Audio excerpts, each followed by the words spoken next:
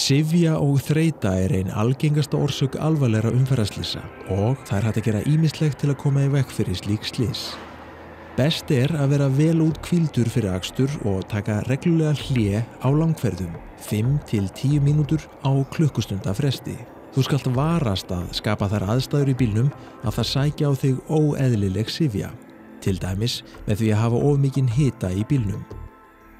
Skiptist á að keyra ef það eru fleiri en einn hæfur ökumaður í bílnum. Ef þig syfjar og það hefur áhrif á athygli þína og viðbragð, þá skaltu einfaldlega leggja þig. Þótt ekki væri nema það bil 15 mínútur, jafnvel í bílnum þar sem honum lagt á öruggum stað þar sem engin hætta getur stafað af fyrir aðra umferð. Höldum vöku okkar því akstur krefst fullrar athygli.